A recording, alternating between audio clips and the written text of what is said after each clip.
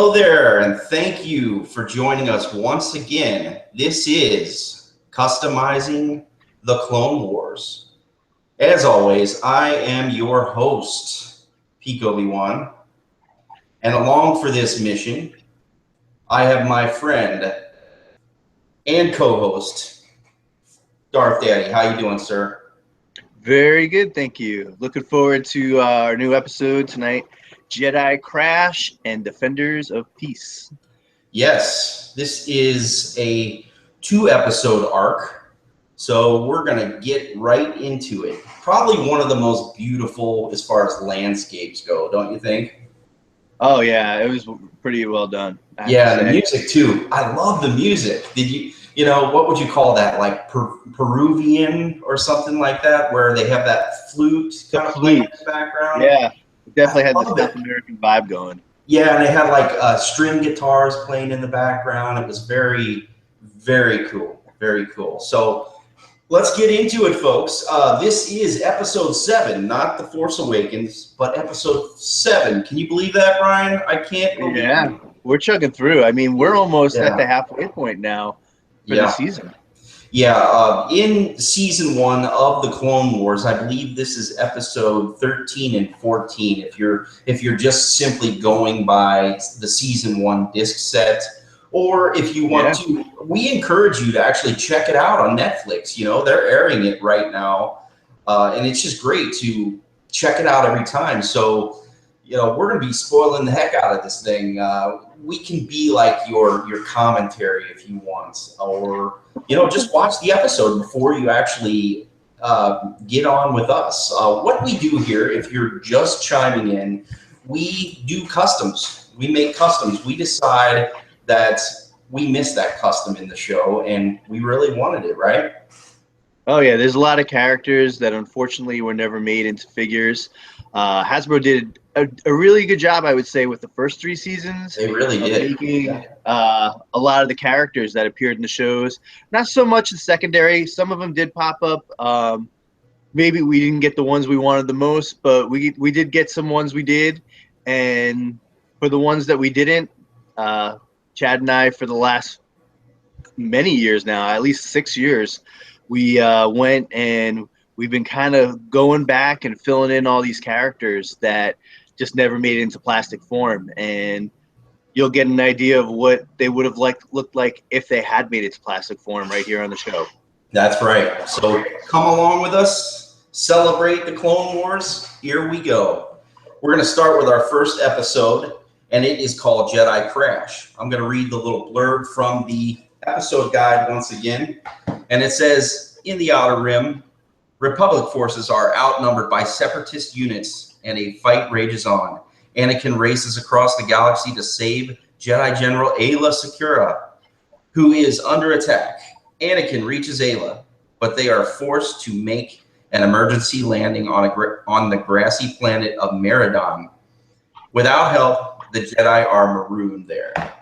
All right, so let's get right into the fortune cookie. Here it comes. Okay, so it says, greed and fear of loss are the roots that lead to the tree of evil. What do you think about that?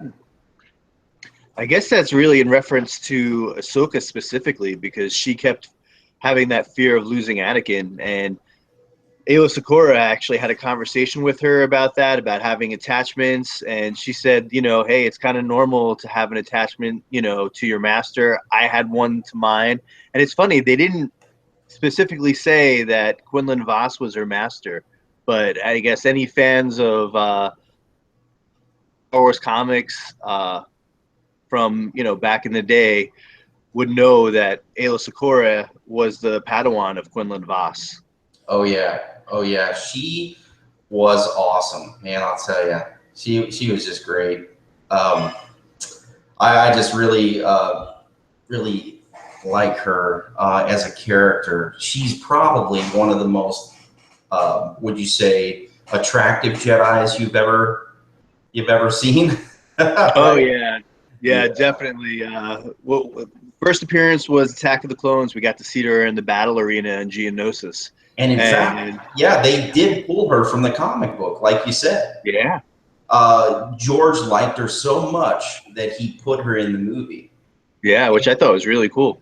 Yeah, and another fact about Revenge of the Sith, I don't know if you knew it or not, the Lerman, the lemur type characters that we're going to be talking about in the second episode called Defenders of Peace, they were actually a scrapped idea for Revenge of the Sith. Did you know that? No way. I did That's not right. know that. Yeah. Never heard that before. It just goes to show that Dave Filoni would just pull tons and tons of stuff from everywhere, from the EU, which is called the expanded universe, or maybe Disney thinks that it's the entire universe. I don't know, but he would pull from everywhere, just the comics, from video games, from everything, and it was just I thought it was amazing, to see what they would do with familiar characters. You know what I'm saying? So let's get right into this episode. What do you think about this shot? This was the first time we got the Separatists in a sky battle. Not so much right in space per se, but more like in the atmosphere. What do you think about that?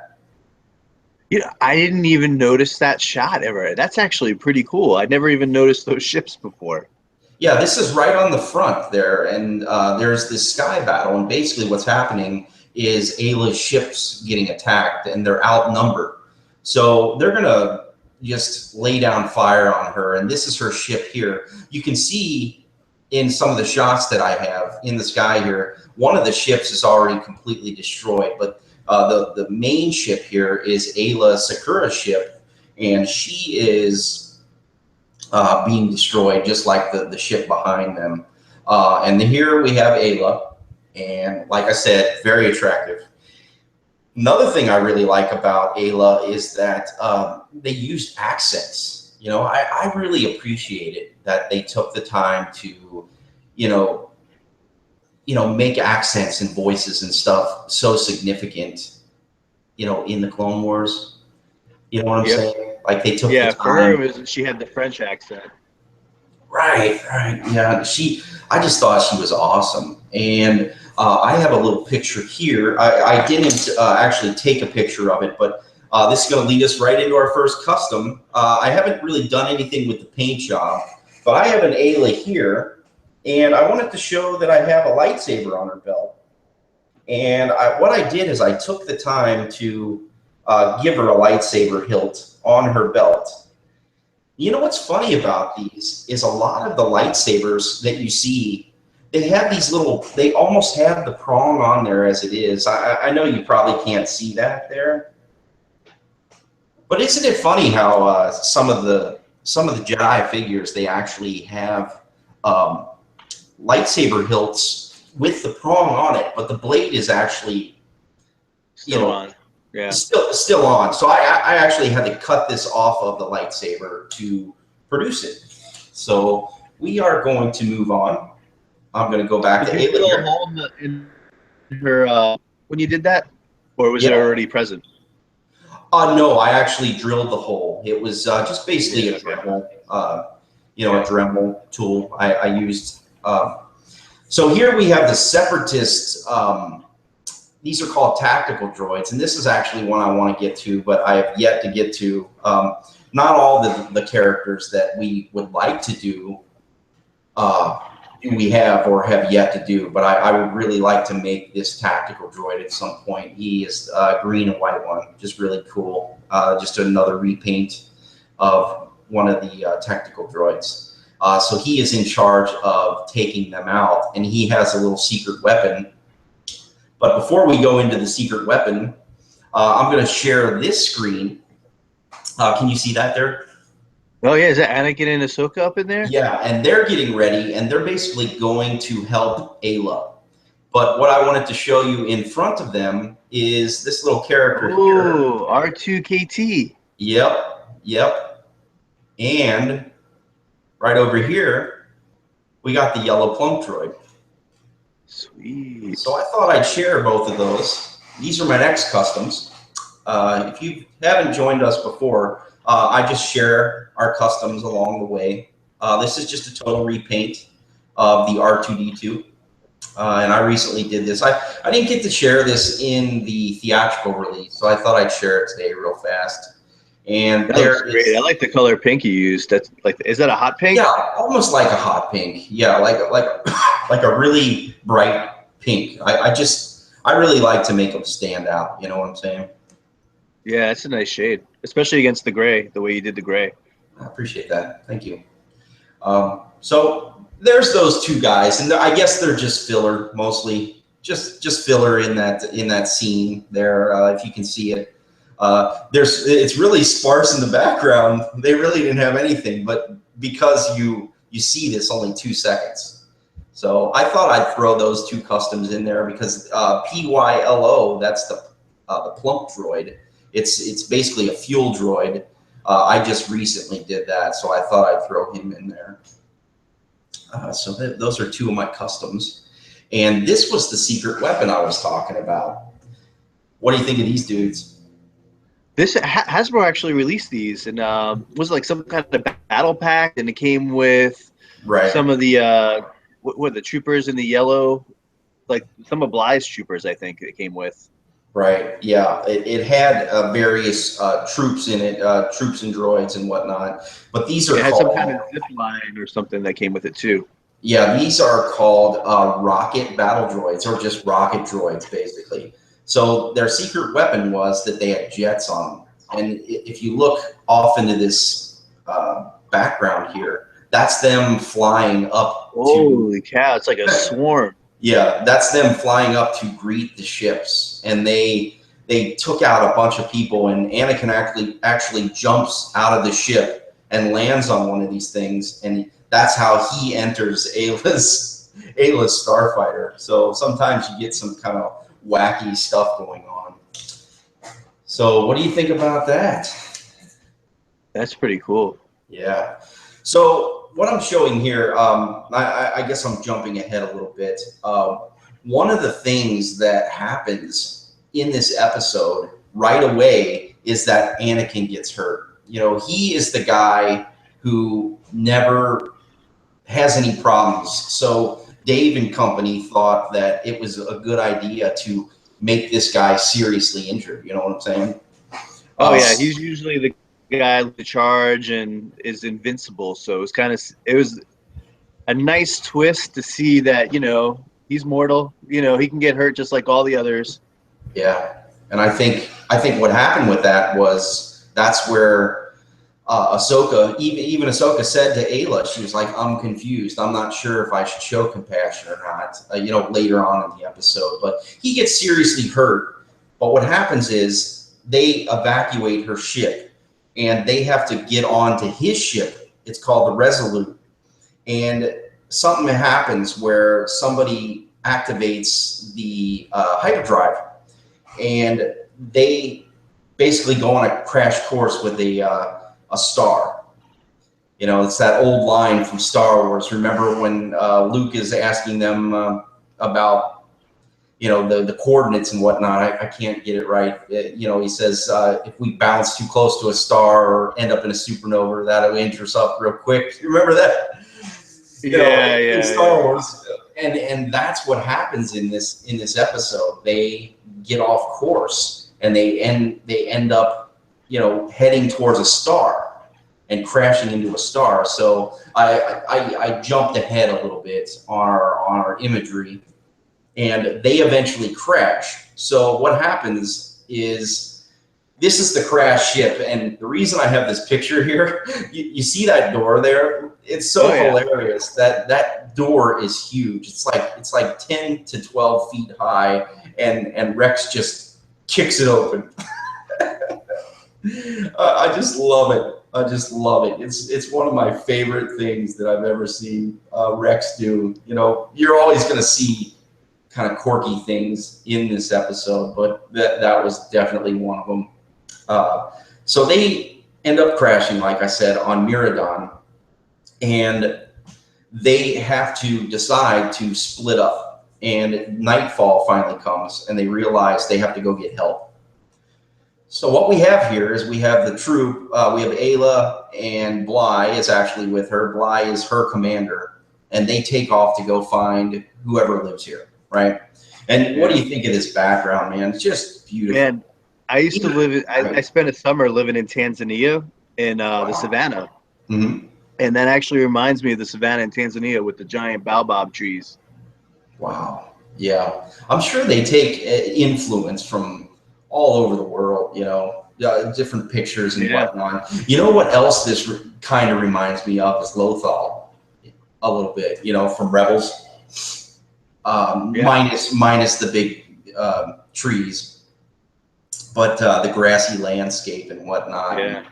And you can see kind of off in the distance, there's rolling hills and who knows? But they end up finding these pods, and it kind of furthers the mystery along. But meanwhile, Rex is trying to take care of Anakin, and we see this character. And at first, you know what I thought? I actually lightened this picture up quite a bit. I thought that was an Amanaman in the trees.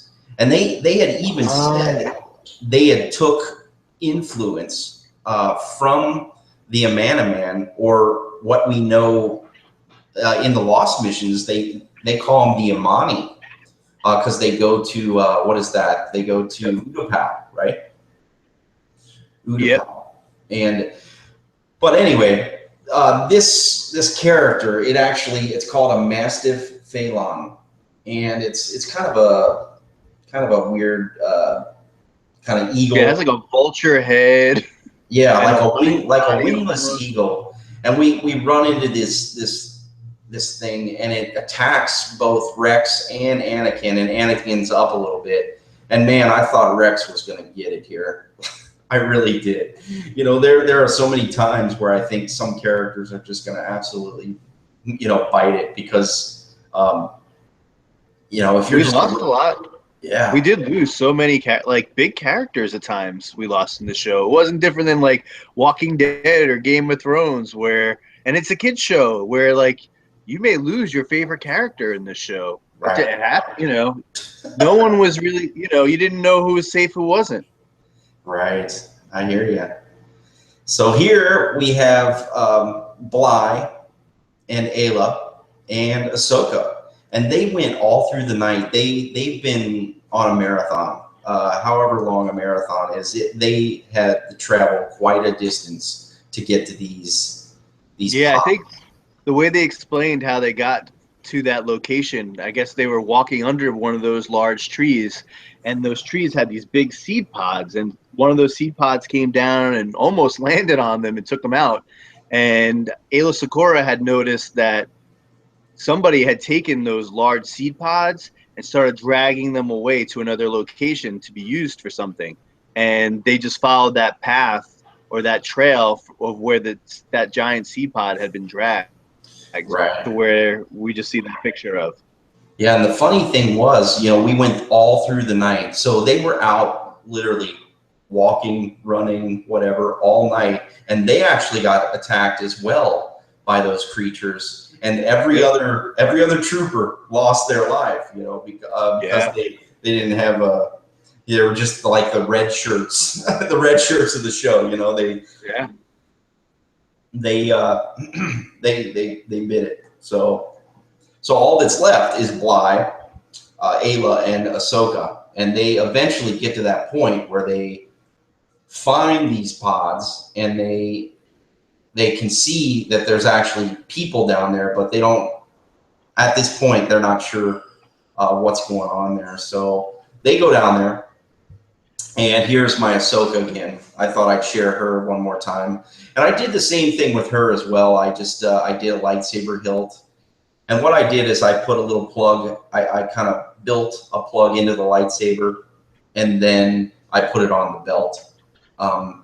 So here we are. We have the Lurman, the lemur type people. They're called the Lurman, and this is Tiwat Ka. And I was working on one, but I won't show it. It's still in an early process that once again, I'd like to do this at some point in time, and hopefully I'll get there. And he is the leader, and he's also, you know, a major pacifist. Like, he's neutral in this war. To the extreme. To the extreme. To the extreme. So much so that he basically says, "I'd rather die than to get involved Commit violence with stuff." Right. Right. So they say that they really need help. Their friend's dying, and they are given their top healer of the town or whatever, their little village, and that's his son, which is Wag 2. And here we have Wag 2, and that's going to lead us to your first custom. And you've been working really hard on this. You have a custom of Wag 2, don't you? Yeah, he's kind of a work in progress. I started to like try and do a build the other day, and all I really take, I had this Skyhawks figure that I had gotten. I didn't buy the figure for the figure itself. I bought it for like this motorcycle looking thing that I had seen other customized used to make, like a really cool looking speeder. So I had bought that motorcycle, and I had this figure laying around for years. And after I saw this episode, when I looking at the figure, I was like, oh, I could probably turn that into like a Wag 2 or one of the lemur people one day. And it was just sitting around forever. And I don't know if I ever would have gotten to it if we had not started doing this show, because, you know, knowing that this episode was coming up, I was like, oh, this is like the time to try and tackle this. But I mean, I had to try and get the whole thing done today. I dropped my son Elias at school. I ended up coming back and started sculpting, and I'm like, as I'm waiting for the sculpt to like harden, I'm like, I'm gonna start painting this sucker, else I'm never gonna have it done tonight. And man, it came down to the wire, and I would call this a work in progress, because right now it has like a basic Hasbro paint job where it's just like flat colors. There's no highlights. There's no washes. Nothing to like really make it pop yet. And even with the sculpt, it could use some refining. But I'll pull it up real quick, at least give you guys an idea of what it looks like. All right, so here we go. All right. And is it sharing right now? Sure is. All right. So this is him. I mean, I added articulation to the shoulders. Like the figure that I used had no articulation whatsoever. And the only Star Wars parts on this figure are the hands, and it's from one of the Clone Wars Obi-Wan Kenobi figures. I just grabbed them out of there. Yeah. And the feet are 100%. Everything else on this thing is 100% sculpted. So you might go back and like put some range of motion in it, and maybe add some articulation, or do you feel like it's good the way it is? Well, it's such a small figure. Like if I start cutting it up and adding the articulation in there, it's gonna be very difficult. Not only that, I'm not really drawn enough to this character to like really pimp him out. You're gonna need such small joints to articulate this figure. You know, maybe you could use like the Clone Wars Luminar Unduli, but I only really have one of her, and I don't think I'm gonna use her to articulate this guy, because with the Seventh Sister coming out, I'd rather articulate her than articulate a Wag 2, because I just feel like, how many dynamic poses are you going to get out of a Wag 2? You know, I have no idea. Yeah, I mean, I'm sure you can get a lot, but ultimately, I'm going to use, if I'm going to use any like articulating parts, I'm going to use them on a more important character. Awesome. And so I just, I gave it the shoulders. He's got articulating wrists, and his head turns. And to me, that's enough for that character. He's going to be on the shelf for life. I doubt. Elias doesn't really even play with his toys anymore. I mean, he may pose them a little bit. Like he was messing around with some Build-A-Droids yesterday, trying different combinations, but he doesn't play anymore. So So you're kind of saying you're okay with 5 POA? No, I I'm mean just joking. I'm just joking. with this figure, he is 5 POA actually. Yeah. You know, folks, you can use just about anything. I mean, when we get into the Pong Krell in season 4, you know, we use the Mortal Kombat figure. There's all kinds of different figures you can use as your, you know, your base figure and whatnot. So there's always different stuff you can use. And you said it was called Airhawks or I think it was called Skyhawks. It's not Skyhawks. something I ever like heard of. I think it was Luke Skywalker who ended up making the speeder, and there might have even been somebody else. I could show you the vehicle real quick if I could pull it up. You just have to give me a second. I have to like look around and see. Yeah, go ahead. So we're basically at the end of the first episode, so I'll just finish up with that while you're looking for it. So right. basically, they went back and they found Anakin. They took their healer. The healer taught them how to take care of these mastiff phylons without violence. So they ended up getting Anakin, and Rex didn't die. And they take them back to the village, and Ahsoka and Ayla are having I guess a life lesson, a life lesson at the end. And look at that sky back there, isn't that gorgeous? I'm sharing a picture right now, and just these beautiful skies along with that really nice music. I just really adore this episode. So. I'm going to run right into the episode. Why do you still do you have the picture, or do you want to move on? Yeah, I do. I did just find it. I could like share it real fast. Cool. But yeah, it was Luke Skywalker who made the speeder that got me to want to pull it up. But yeah, that's basically the bike. I think I did some refining. I don't really remember. I did this so many years ago. I don't even remember what I ended up doing. But that's essentially it came something along these lines. And then I know those pods that are on the side, they weren't there. But Wow. this is Sprywalkers right here. And that's what inspired me to even make it in the first place. But the base for that speeder is what I got that figure from. Cool. Well, thanks for sharing those. Yeah, let's get back to this episode here so we can move it along.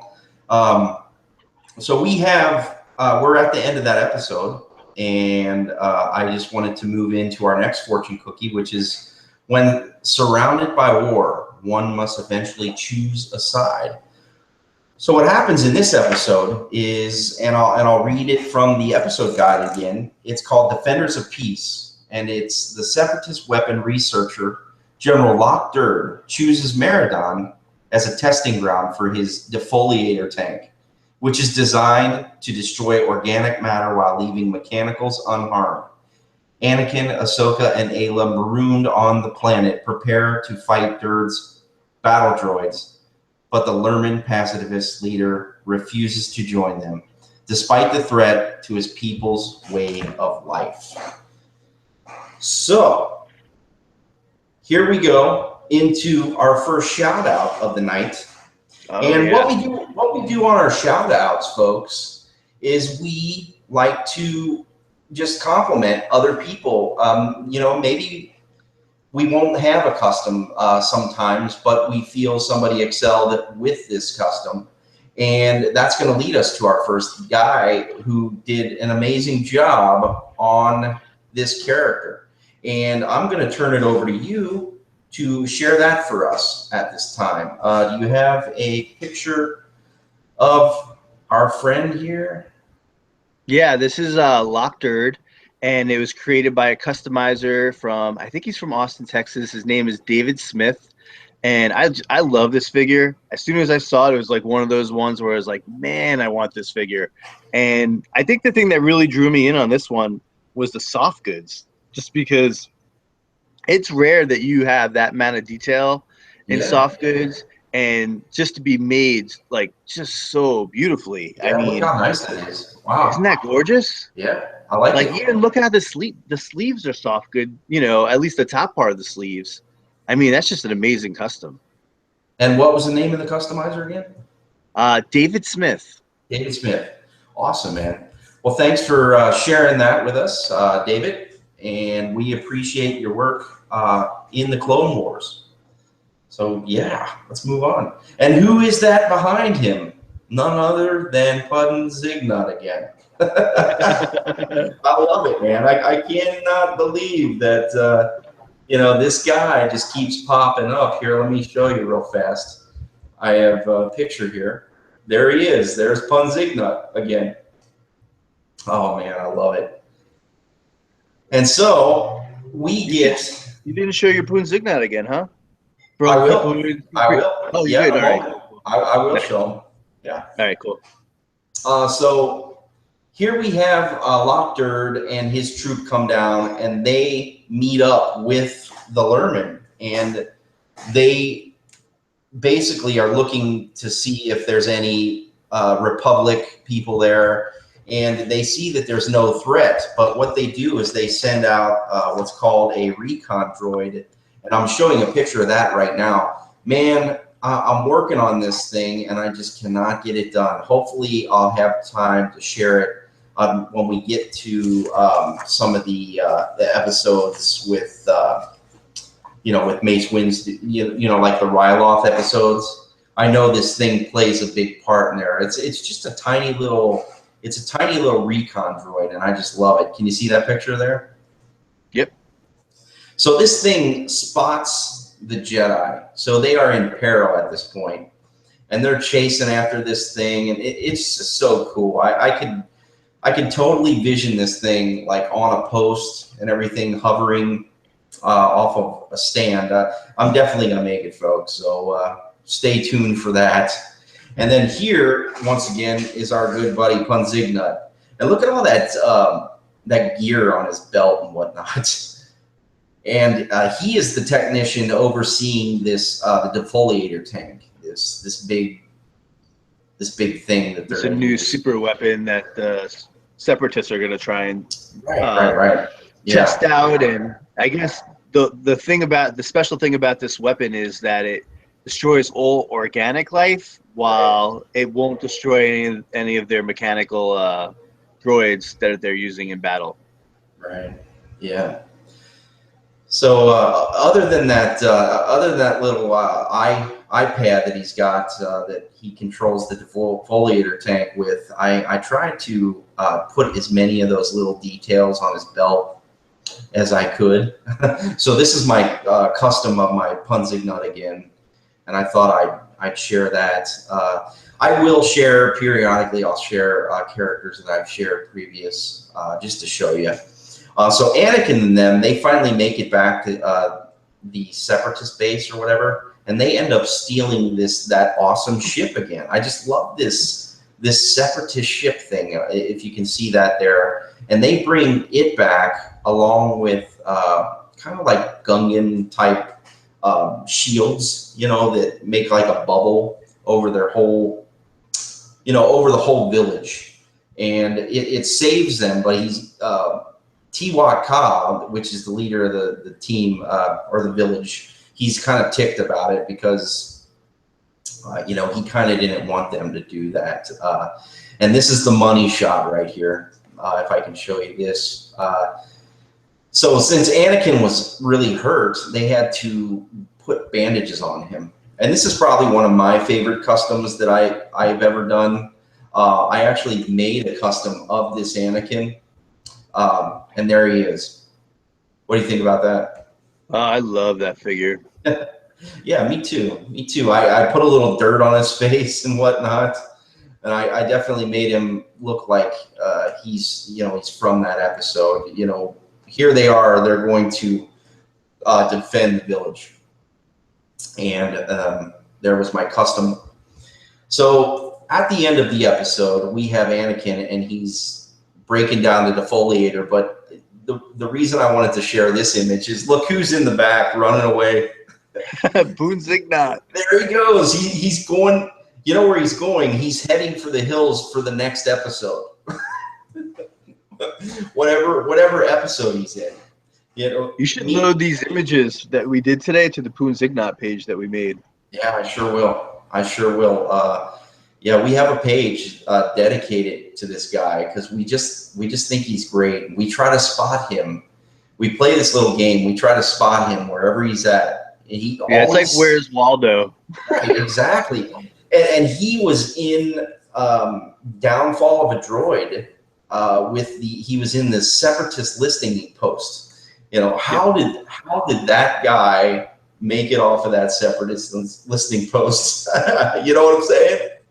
Well, you realize, like, in future episodes, I don't if it was you know, the one where Papa's Pawn Shop where you have I guess it was Cad Bane, Moralo Eval, and Obi-Wan Kenobi when he's disguised as Reiko Hardeen.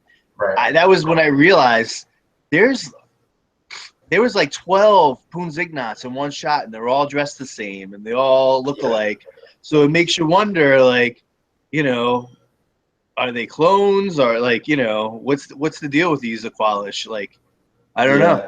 Yeah, I think it was just a background character they used a bunch of times. Oh, I'm sure. I'm sure that's what it was. It's interesting that he shows up everywhere, you know? You know where I thought he got it? I thought we were never going to see him after the time where we saw him in the cantina and they had the shootout. With the Papanoida? Yeah, with Baron Papanoida, which is Baron Papanoida, you know, is George Lucas as a Star Wars character. I was bummed that he didn't voice the character for the episode. Yeah, that would have been cool, but I really enjoyed the voice that he had anyway.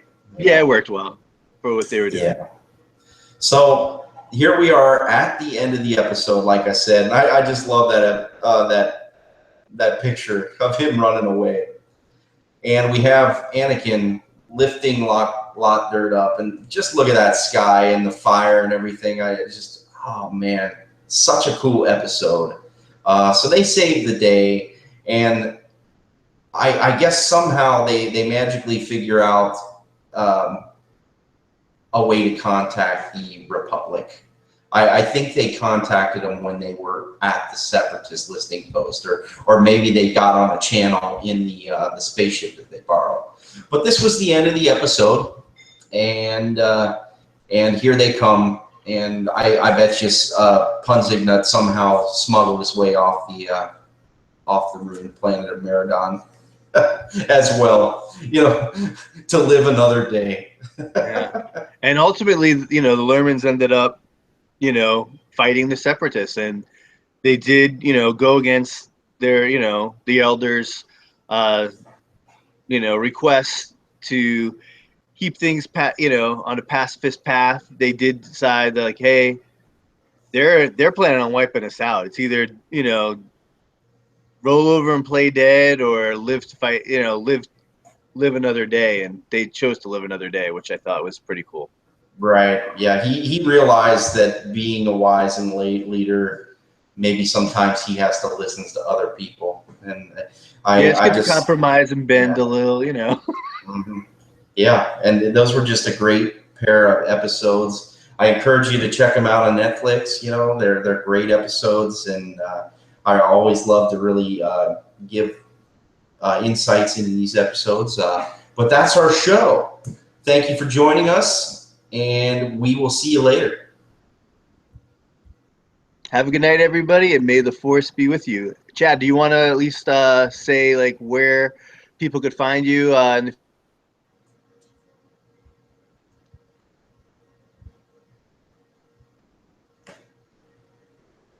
think I lost him. Well, I want to check out our customs. You could check out Chad at Peak Obi-Wan Customs over on Facebook.